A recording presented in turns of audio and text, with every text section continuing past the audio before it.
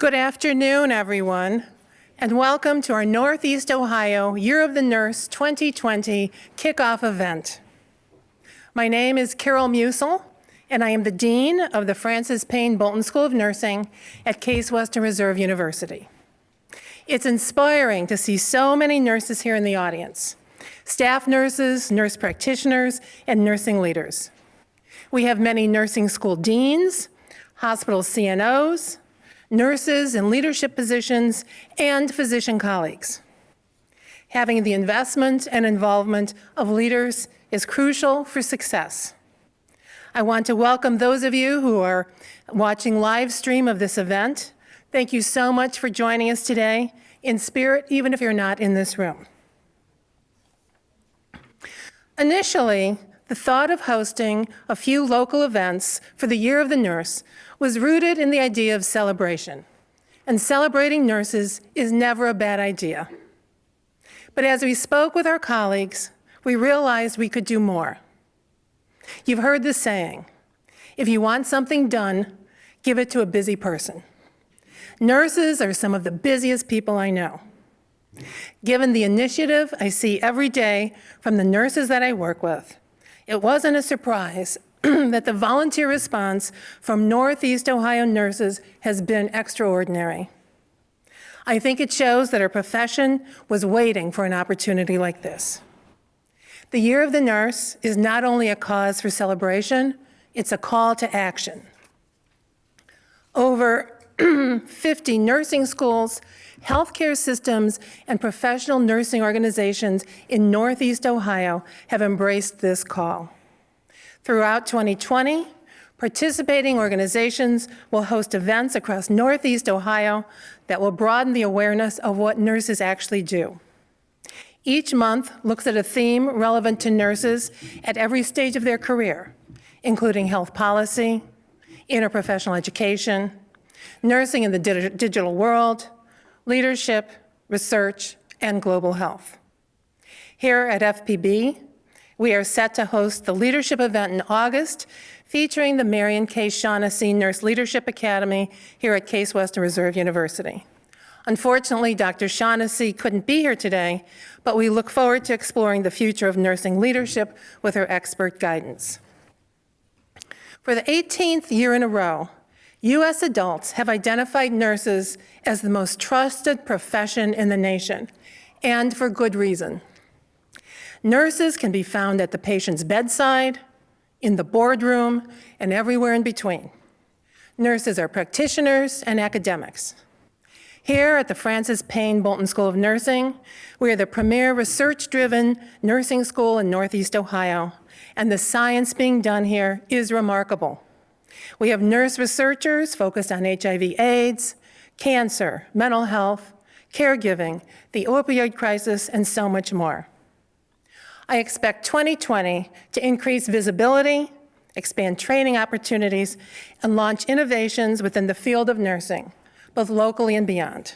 It's an incredible time to be a nurse.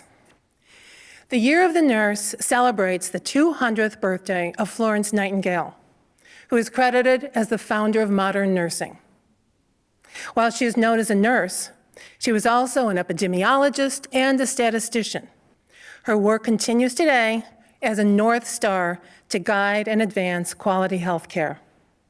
And now it is my great pleasure to introduce our university's guide and president, Barbara R. Snyder. Thank you, Carol.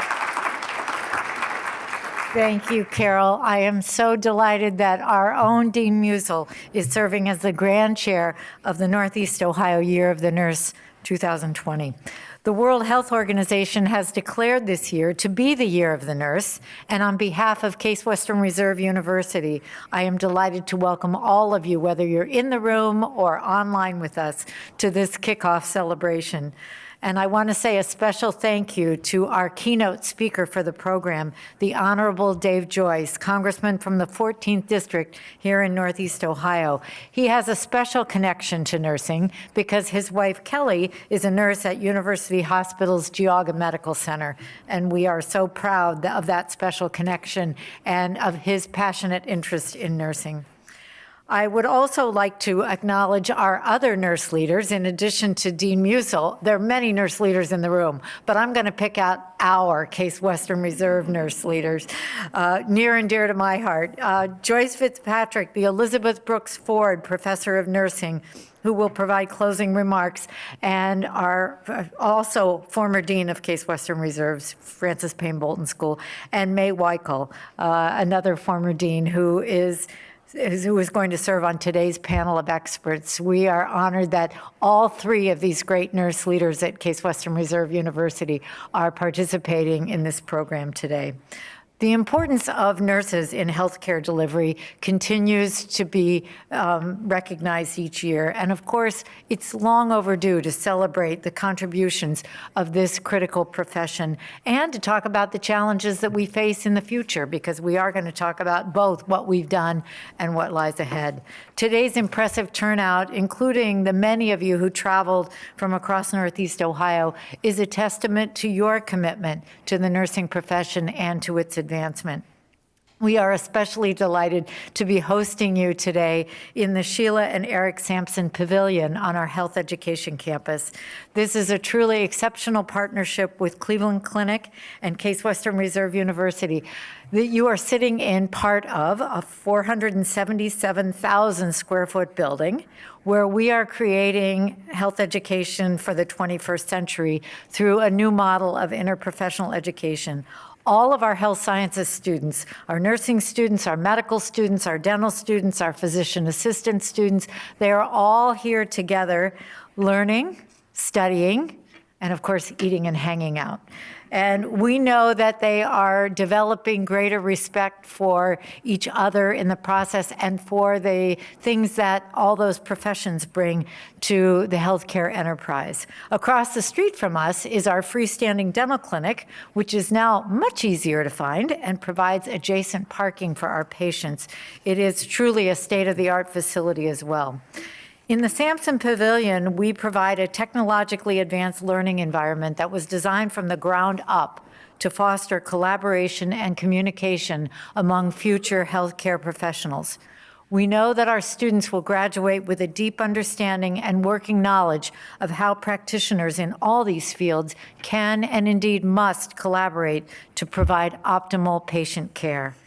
Featured in the Sampson Pavilion is the Flight Nursing Simulation Lab, where our acute care nurse practitioner students are trained using the nation's only state-of-the-art simulator built in an actual helicopter. The simulator recreates the experience of treating critically injured patients from the scene, during transport, and at the receiving location. Our virtual simulation lab is where we use the Microsoft HoloLens, the world's first untethered holographic computer, to teach anatomy in place of traditional cadaver labs. Using HoloLens devices, our students are able to see organs and organ systems in 3 dimensions. They can also see inside the structures from every angle. It is truly a remarkable teaching tool. And these are just a few of the many examples of extraordinary learning opportunities for our health sciences students, whom we are preparing to provide better healthcare outcomes with greater efficiency in this interprofessional environment. Now it is my great honor to introduce our keynote speaker, Congressman Dave Joyce, as I said, of the 14th District in Northeast Ohio, who is a great friend of the nursing profession and of Case Western Reserve University. We are so fortunate that he could take time out of his very busy schedule to be with us. Dave Joyce is a lifelong Ohioan with a long and distinguished career in public service. Since he was first elected to Congress in 2012, Congressman Joyce has been a devoted advocate for healthcare professionals. He serves as co-chair of the House of Representatives Nursing Caucus, which works to educate other members of Congress and their staff members about the importance of the nursing profession and the contributions nurses make every day to the healthcare system.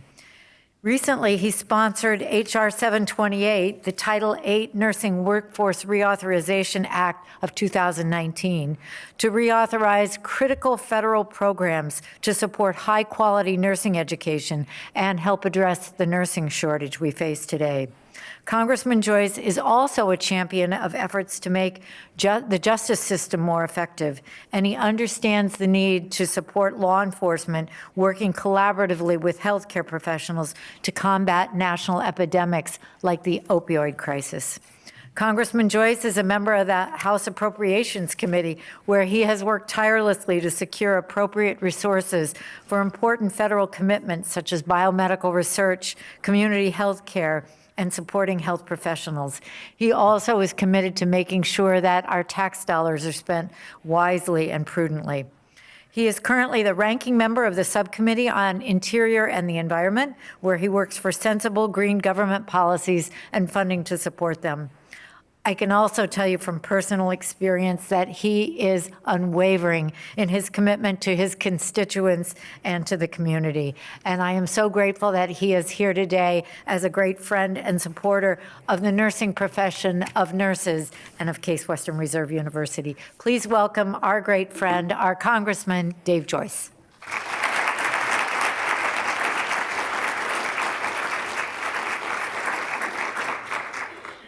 Thank you, and good afternoon, everyone, and I appreciate the lovely introduction, and I'm happy to be here to kick off the Year of the Nurse.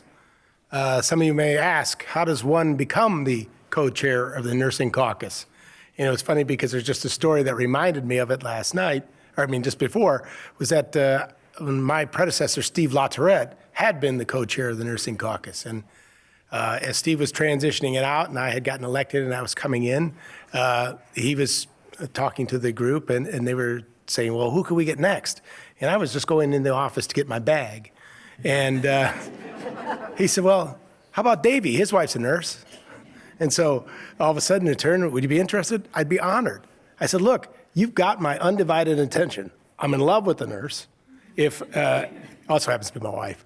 And if I don't get it right here, that being in D.C., I'm never going to have it right at home. So, you know, I've been a prosecutor for 25 years. I'm pretty good in a courtroom and with the crime scenes, but you're going to have to educate me. And you've all been so kind in taking the time and showing me the different programs and the different areas in which I can be of help, not only myself, but also then leading and orchestrating other members to understand and see why it is so important. Nurses are the lifeline of our healthcare system. With 4 million registered nurses, you are the largest healthcare workforce in the United States. And as you know, I'm pretty proud of my wife, but I can also attest to the amount of dedication that she puts into her patients and that her friends, who I've gotten to meet over the years, also put into theirs. It's something that they don't just walk away from when the shift is over. But the bottom line is that any challenge that is facing the health and well-being, affecting nurses is going to affect the health and well-being of the American people. Currently, there are close to 300,000 active registered nurses here in Ohio. And while the demand for nurses varies state by state, it's estimated that the national need for nurses is going to increase by 28% by the end of this decade. And as a co-chair of the caucus, again, I know that it is important what we have to do to meet this increased demand. We must address the issues impacting nursing education, recruitment, and retention. That's why earlier this year, as was brought up, that I sponsored Title VIII, my bill to reauthorize Title VIII, and I'm proud to report to you that it passed the House unanimously. Now, if we could only get the Senate to act. But those programs are key to designed to address the specific needs of the nursing workforce in America's patient population and a direct investment in our nation's health. Importantly, these programs provide for targeted support for institutions that educate nurses for practice in rural and medically underserved communities, strengthening nursing education at all stages ranging from entry-level to graduate study.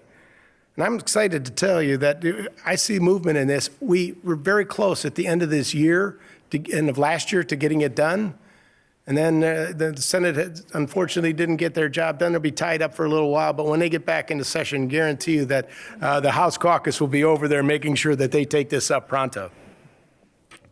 But, I'm also pleased to report that we hold important, as a caucus, we hold important briefings on a number of occasions, but importantly on issues impacting nurses across the country, working on key legislation as brought to us by the nurses and that's affecting your jobs. My colleagues and I thoughtfully evaluate and discuss ways to ensure that the patients and the communities, especially in rural and underserved communities, have access to the highest possible levels of health care. Northeast Ohio, we know a thing or two about the highest level of health care. And Cleveland is home to a lot of top-ranking, maybe some argue maybe the top two institutions or systems that are dedicated to advanced, patient-centered quality care. Patients from around the world receive care at leading healthcare systems, including university hospitals and Cleveland Clinic, where they know they'll be treated by top-notch nurses, physicians, surgeons, researchers, and support staff. I'm proud to advocate on your behalf to ensure Northeast Ohio can continue to be home to some of the best health care our nation has to offer. I promise you I will continue to be the voice of nurses throughout the nation so it is not drowned out by the partisanship that seems to have consumed Washington, D.C., or lost in the ongoing public policy dialogue on how to increase access to and improve the quality of health care. Thank you for the opportunity to be here to speak with all of you today. I really appreciate the opportunity to continue. It's a deep honor to represent all the nurses in this nation, specifically here in Northeastern Ohio. God bless you all for what you do day in, day out, because I've seen that dedication many, many evenings when that phone rings and it's time for somebody to go in. And in some ways, as a prosecutor, I was thankful it wasn't me. But whenever the phone would ring, we knew one or the other was going into work at that time. But I know the dedication and the care. And it is, one of the things that's most important is that we can make sure that you have a steady pipeline of young people to take up, and people from other walks of life coming in to take on this your careers, and so we can continue what is necessary. With a shortage of primary care physicians, I constantly tell folks in D.C., nurses are the primary care physicians of this next decade moving forward. And to make our system work, we need more nurses. God bless you all, and say a prayer for America.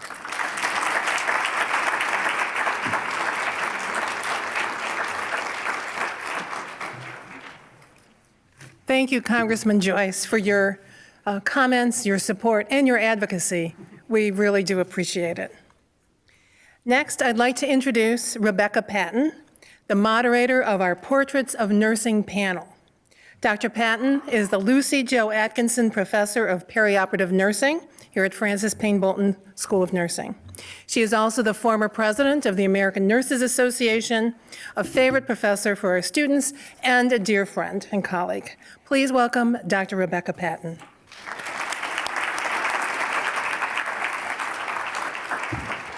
Well, good afternoon, everybody. It's nice to see a lot of friends and colleagues to join us today. You know, in Northeast Ohio, we have many examples and reasons to celebrate nursing and nurses, especially those nurses that live up to the standard that Florence Nightingale envisioned. Today, for the second half of our program, we've assembled 5 outstanding nurses to share their thoughts about their careers, some shorter than others, and one individual who is just starting her journey. Each panelist will answer 2 questions, some of which I think the responses you can identify with. I'd like to introduce the panelists to you. And if our panelists could raise your hands, that would be great. Their full bios will be on the website after today so that you can read more about who these distinguished colleagues are. Our first panelist is Chris Adams. Chris is the Associate Chief Nurse from the Cleveland Clinic. Our next panelist is Novice Jones, who is a senior nursing student from Breen School of Nursing at Ursuline College. Great to have you here. Our next panelist is Hannah Miller, who is from Akron Children's Hospital. Our fourth panelist is Lisa Welsh, who is from University Hospitals Health System. And our last panelist is Dr. May Weichel, former dean and professor here at the Francis Payne Bolton School of Nursing. So let me begin with the questions we have for these individuals. We'd like to start off with Dr. Weichel. Are you ready? I'm ready. We didn't give them much time to think about what the questions would be. So, Dr. Weichel, what would you say to the individual starting out in nursing today? Well, the first thing I would say is that choose an area of nursing that you love and pursue that area. The next thing I would say to you is have a vision of where you want to be 10 years from now. Just have that little vision. And then you'll need to seek information on the education that's needed for you to achieve your dream. That's the second thing. Now, one of the things I want to say to you is do not wait a long period of time to go back to school. I know you hear different things. People say, no, you need all the experience. You should be at, 1 year, 2 years, 5 years, who knows? But I say, go back to school as soon as you can. And if you are working part-time, that's fine. Or if you have a family, I think you can begin with just one course. And I've always told students, start with one course at a time. And that keeps you motivated. And if you take one course, it's amazing how quickly you'll be saying, oh, I got to take 2 or 3 more because I'm close to graduation. So that would be my advice to any new nurse starting out today. Thank you. I think that's what she told me. Just take one course. And look at where I am at today. Thank you. The next panelist is Chris Adams. What do you wish you had known at the beginning of your career about nursing that you know now? So that's a great question. I actually have to amend my remarks after meeting my panelist colleagues this morning. This afternoon, I had forgotten what my 22-year-old self was thinking all those many years ago. One of the things, lesson number 1, I would impart to anybody here starting out a nursing career is never burn a bridge. The world of nursing, particularly in Northeast Ohio, it is very small. And your kindness and grace that you give to your colleagues becomes your brand, and you never know who you're going to report to. So wise words from a 30-year veteran. The other reflection I was having when I was starting out my career, I took off to Ohio State, and many of you know this about me. I was raised on a chicken farm in Medina when Medina was rural. And my whole goal at that point was to get off the chicken farm. And I didn't quite care how I would do it, but I packed my bag and headed south on 71 and never looked back. But what I didn't realize was that how life on a chicken farm prepares you for the hard work and the many things you will have to touch as a nurse, and and how important it is, how much you're relied upon. Even though they're chickens, they're also a family's livelihood. So all of those life lessons came from the chicken farm, came into nursing. Aren't you all glad I brought that wisdom forward from the chicken farm? And also not realizing patients are much more appreciative than chickens, realizing that my life would be forever blessed and changed by every patient I ever got to take care of. So gratitude immense, and it will just really hang on to all those wonderful things. I think your life is richer when you're a nurse. So thank you. Thank you. I'm not going to touch anything you said there. Oh, come on, Becky. So our next panelist is Lisa. Lisa, what is it about nursing that draws so many people to the profession, do you think?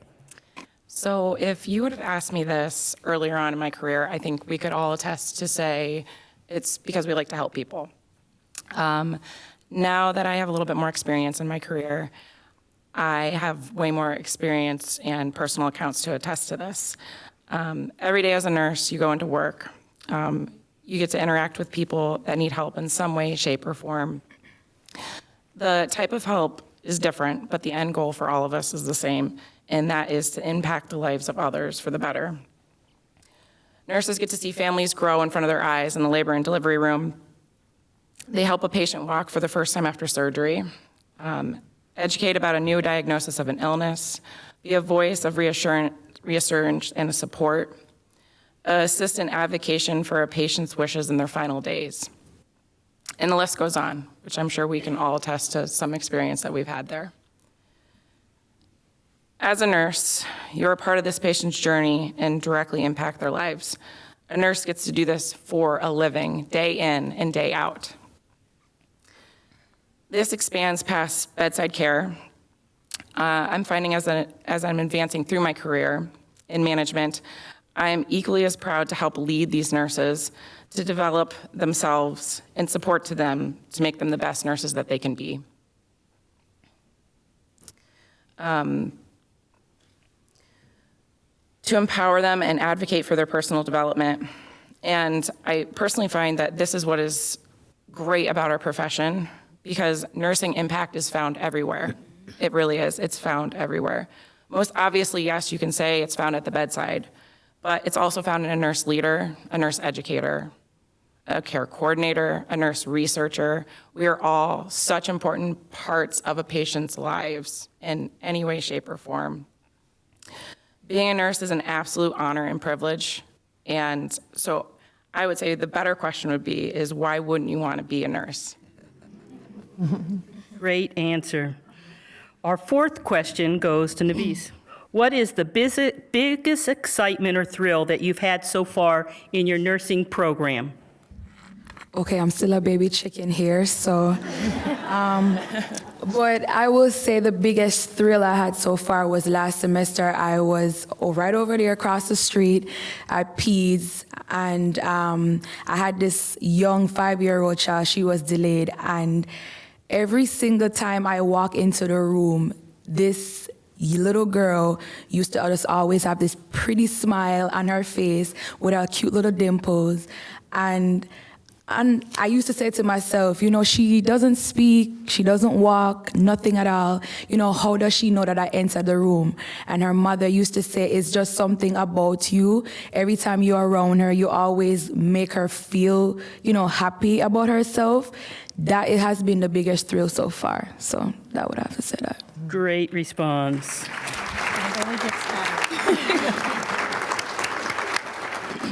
So Hannah, what has been the most rewarding experience that you've had into nursing up to this point?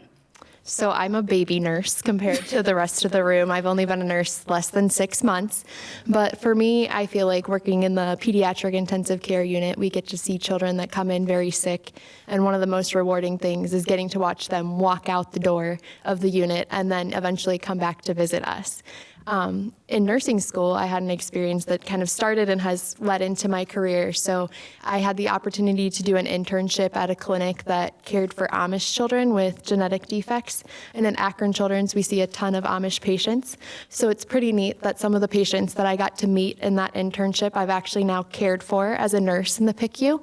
And getting to form that relationship and then also being that familiar face for them when they come to the big city in a scary experience with a sick child. Thank you. So this is going to Lisa. Lisa, what are the challenges that nurses faced in their nursing career today? I think everybody in this room could attest to what I'm about to say. One of the challenges I would say that we face as a nurse is emotional nurse burnout. It is a real thing. Nurses give of themselves to others, and we forget to care for ourselves. We're drawn to this profession because we care about others, but it does come with a cost. The experiences that are occurring within our workday, positive or negative, take a toll on our emotional and mental health. Our patients that we care for, their successes become our successes, and their struggles become our struggles. And sometimes the fine line between sympathy and empathy start to fade. For example, it's difficult to leave after a shift because you want to make sure your patient you've cared for the past 3 12-hour shifts is going to be okay because you know them the best. You know everything about them. Or a nurse has followed a patient through their entire health journey outpatient, has witnessed their progress, and is no longer in need of such close follow-up appointments. It is hard to let that patient go you form relationships, you have the emotional attachment. As I stated before, a nurse is part of a patient's journey and directly impacts their lives. These same patients impact our lives as well, and we carry them through our career. I think we can all say that nursing is a work of heart, but this is something that we should be really proud of, but then we also need to bring it back and practice it on ourselves.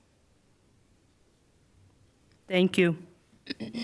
Dr. Weichel, what has been your greatest achievement in your nursing career?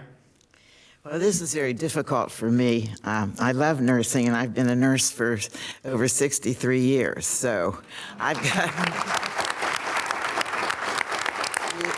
We have someone that's a student, and I've been along the journey, so I thought, how can I best tackle this? Because there's been so many things that have been, I would pick as my greatest achievement. So I'll go backwards. One of the things I would like to say is that recently I was named a trailblazer at Case Western Reserve University. I felt that was quite an honor, and they had my picture in the library. And then I became a living legend for the fellow, a cat for the Academy. And then I've been, and I thought, what else? Well, I celebrated having a professorship in my name at CWRU, the first African American. And I was president of Sigma Theta Tau, the International Nursing Society, at the same time I became dean at the Francis Payne Bolton School of Nursing. I don't know what I was thinking. So anyway, then in looking back at my career, I loved being the associate dean for community under Dean Joyce Fitzpatrick because I got to go to Africa and help set up a master's program in Zimbabwe and then a bachelor's program in Uganda. And if you work for Joyce, you know that you have a lot of work to do. So that was a good achievement. Then I was a Pope Eminent Scholar working for Rosalind Carter at the Rosalind Carter Institute. I was chair of the Psychiatric Nursing Department at FPB. At the same time, I was director of nursing at Hannah Pavilion, a psychiatric hospital. And then I thought, now what else? Well, I was an awarded NIMH postdoc in research, and that was a great achievement. And then I could say, you know, I want you all to know I've been a staff nurse, I've been a head nurse, I've been a supervisor, I've been director of nursing education. But I think that when I look back, the most important thing was getting into nursing in the first place. I came from small town USA. I grew up at the time when I always say bias was legal, and so I did not know how I could get into nursing. I worked to prove myself as a nurse's aide for a year, and the whole hospital threatened to strike, because you have to remember back in those days, it was very difficult for an African American to get into nursing. And they said, well, you could go to Cleveland, and I think maybe Akron. And I applied there, and they said, but you don't have a roommate, and we can't have you room with someone who's not the same color. So finally, we got a new director of nursing education who was, I say, cosmopolite, and she said, oh, you can come here. And I thought, well, this is going to be something. So I went into nursing, and the first day of class, she said, there are 36 of you, and she said, 12 of you will not graduate. And they all looked at me, and I thought, this is going to be interesting. But I said, I worked very hard. So I had a lot of things. I could tell you a lot of stories, but I won't do that. But 5 years ago, the same hospital in Martins Ferry, Ohio, invited me back because they had me put into the Martins Ferry Hall of Honor. And my picture was on the billboard on Route 7.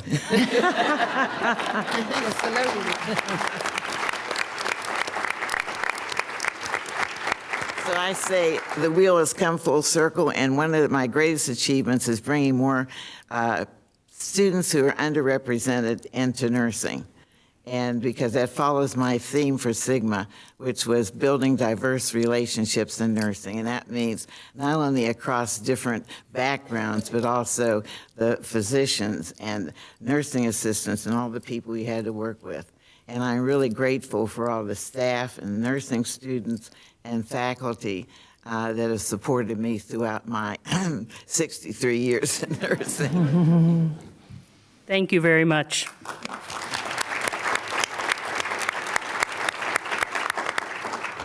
So Hannah, where do you see yourself in 10 years as a nurse?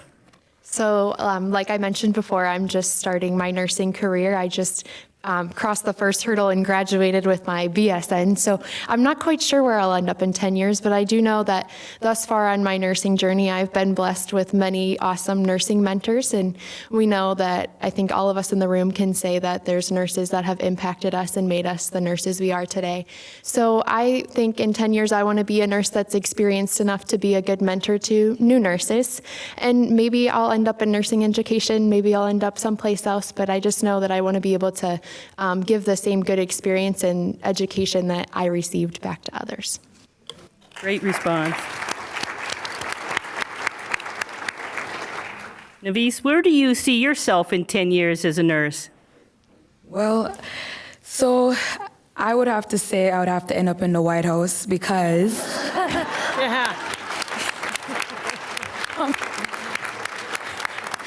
I know some people will be like, that's far-fetched, but I'm a military vet, I'm a Navy vet, and I'm strong on mental health. And exactly one of my panelists talk about nurse burnout. I'm big on definitely people taking care of themselves, especially mental health. So if I can end up in the White House, maybe with the Congressman over there one day, you know, that would be my 10-year goal. So that's what I'm looking forward for.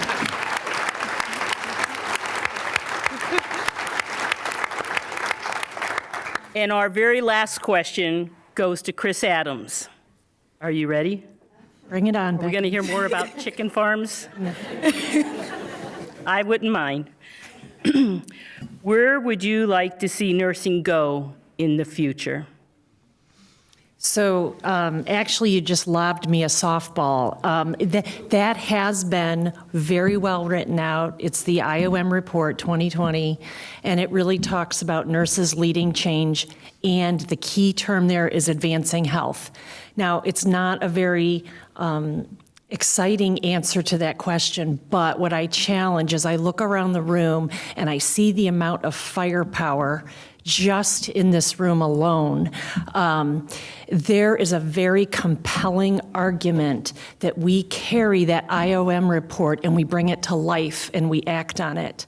I'm sure Representative Joyce understands this as well as anybody, but how we are delivering healthcare in this country right now is not serving our patients. It's not serving ourselves well. Navis has talked about what it's going to mean for mental health. We do that very, very poorly overall in this country. The access is terrible, and we're focusing on the social determinants of health, which are very important. But if we don't back that up and figure out why we're in this position with the social determinants and address those real issues, which is mental health access, then all the Band-Aids and food programs and housing quality programs we put into place are never going to solve the core issue, which is that we have to move away from closing the barn door after the chicken has already left. See, I learned a few things, but because they're hard to chase, but it is. And it is the compelling argument that we are throwing good money after bad, chasing down disease care and not moving fast enough into that health and wellness and preventative care model. Uniquely to nursing, and I sit in a lot of rooms where we talk about how we're going to do this and who's going to do this work. And our medicine colleagues are certainly on board with this. Our insurance payers are extremely motivated to help us get healthier. If any of you have a care coordinator from your insurance company, you know what I mean.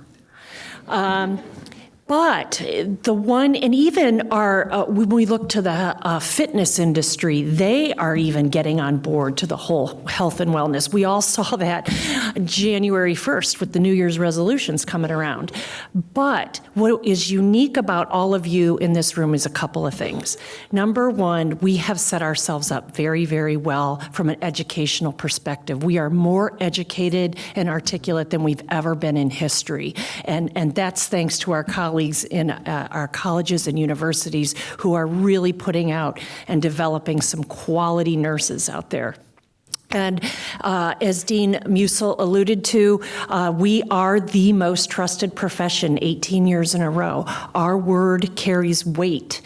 People trust us with our opinion and as it relates to their health and wellness. We also, as Representative Joyce indicated, we have sheer numbers, the largest healthcare workforce in the United States. If we unite together, there is nothing that we cannot move forward quickly. And finally, I think one of our strongest opportunities is the fact that we are not perceived as having a financial dog in this fight.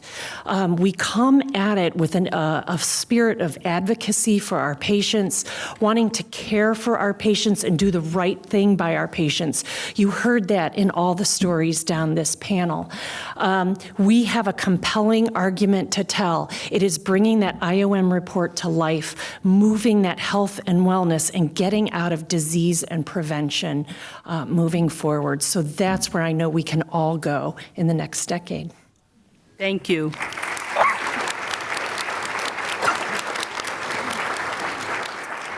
Would you please join me in thanking our panelists again for a fabulous job?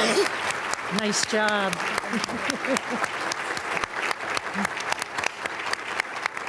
Good evening. I'm Joyce Fitzpatrick, and I'm the director of the Marion K. Shaughnessy Nurse Leadership Academy, and I'm here to provide closing remarks to you on this celebration, kickoff celebration of the Year of the Nurse.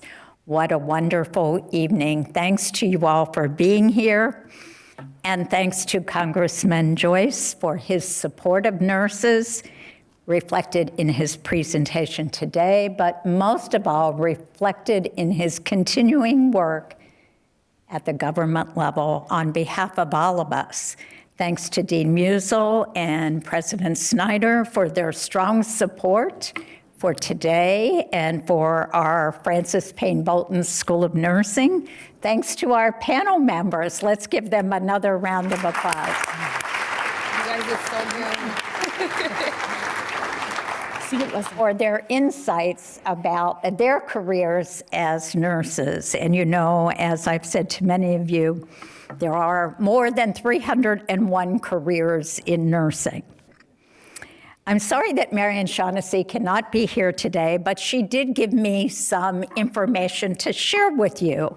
So in her words, and I quote, "Our work as nurses is very important to elevate the quality of patient care for every person in the world. Our mission is quite simple.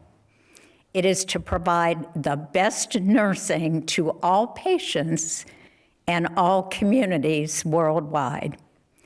We came together this evening for a common purpose to recognize nurses and nursing and to recognize the grand contributions of all of us as nurses, as nurse leaders, for every nurse is a leader," end quote. So please join us for the networking opportunities and the refreshments that will continue as we celebrate the 200th anniversary of the birth of Florence Nightingale, the founder of modern nursing, and of course, the World Health Organization designation of 2020 as the Year of the Nurse and Midwife. And I'd like to use the quote that Chris mentioned, that life is richer if you are a nurse. So as you think about this through 2020, remember your life is richer as a nurse. So I have a few chores to do. Contact hours from today's program. It has been approved for 0.83 contact hours. So you must attend. I think all of you were here for 80% of the program and complete the evaluation. So this gives you the instructions. Of course, this will be on the website if you forget all of these instructions in order to get your contact hours. And importantly, the next, if you can move on to the next slide, the next event for the Northeast Ohio Year of the Nurse 2020, the next event is focused on diversity and inclusion in nursing. And it will be February 27th. Please mark your calendars. You can find more information on the website. It will be hosted by University Hospitals, and it will be held at the First Energy Stadium. So, thank you all again, and Dean Musil.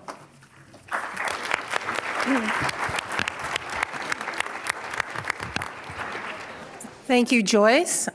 Thank you, Congressman, for coming. Thank you, President Snyder. Thank you, Becky. Thank you to our wonderful panelists, and thank you all for joining us this evening. Please join us for the reception, and we look forward to talking with you more. Have a good evening.